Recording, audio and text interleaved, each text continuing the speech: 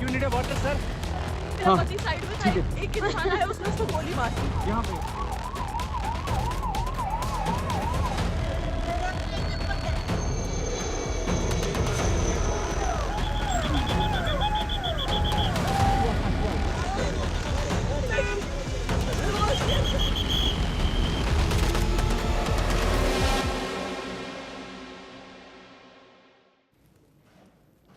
In cozy think tanks, people often debate a question. What is terrorism? Is it religious? Is it political? Or is it a mix? Is it a movement or an ideology? Well, tonight I can show you. I can show you what terrorism looks like. A young woman sitting beside her husband's dead body. This heartbreak, this loss, this tragedy. This is what terrorism looks like. And today it came for Kashmir. The news trickled in around evening. Terrorists targeted tourists in Kashmir's Pahalgam, specifically the Baisaran Valley. This is a location off the main road in town. It's only accessible on foot. Reports say 2 or 3 armed men entered the valley and they shot the tourists assembled there.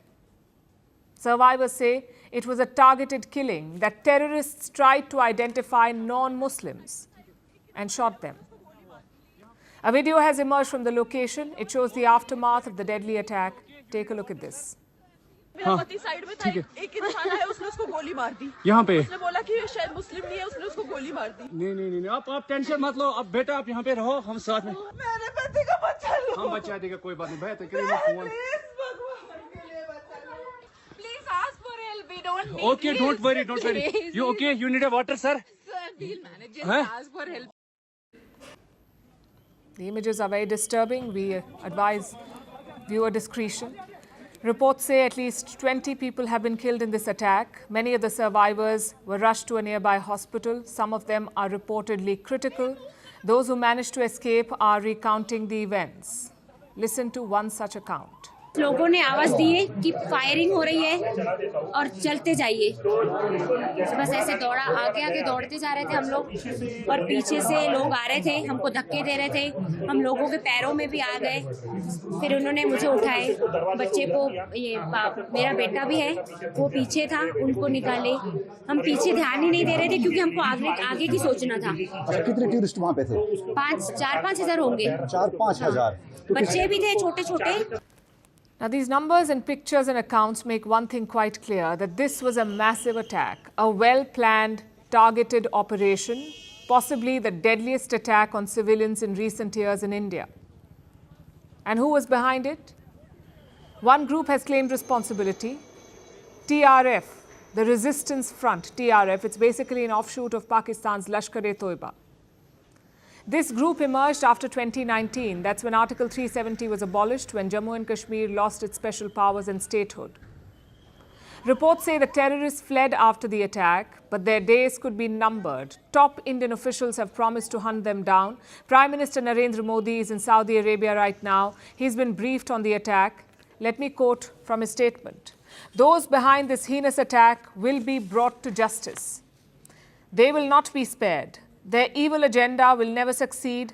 Our resolve is to fight terrorism. To fight terrorism is unshakable, and it will get even stronger.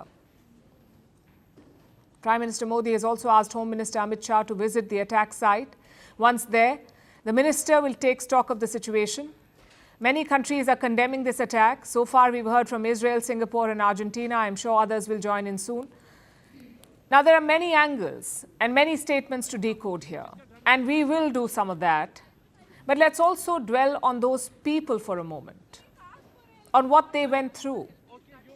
All they wanted was a nice holiday in the valleys of Kashmir, a few days of joy with their loved ones, a chance to soak in the beauty, a chance to forget their troubles and make new memories. That's what they came here for.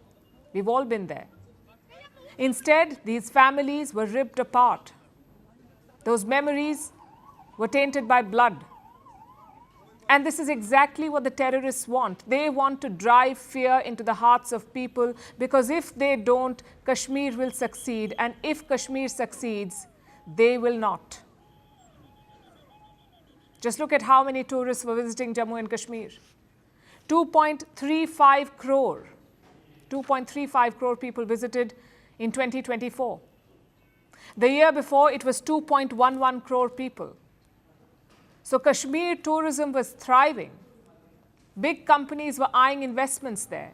Elections had just been completed. A new government was charting future plans. All in all, things were looking up for Jammu and Kashmir, and on cue, the terrorists struck. Clearly, their masters in Pakistan have been plotting. We saw indications last week. Pakistan's army chief made a fiery speech. He called Kashmir his country's jugular vein. He promised to never abandon the Kashmir issue, the Pakistan army chief, and just days later this attack happens. Also, do not forget the US Vice President is in India right now. J.D. Vance is visiting India, so the global media is looking closely at us. Again, on cue, the terrorists struck. If you put all of this together, a clear picture emerges. This is a well-planned, opportunistic attack. The question is, how should India respond? The first focus should be on security. Was there an intelligence lapse leading up to the attack? Was the security apparatus not enough? These questions will have to be probed. Beyond that, there must be a military response. India has worked hard to bring normalcy to Kashmir. You cannot let terrorists ruin that good work. It's important to hunt down and neutralize these threats. Greeting you with aloha and namaste. I love India. Presence, occupation of a territory by another country pertains to India, what we saw in Kashmir. How do you see Trump's America? Yes, the current administration behaves differently from the previous administration.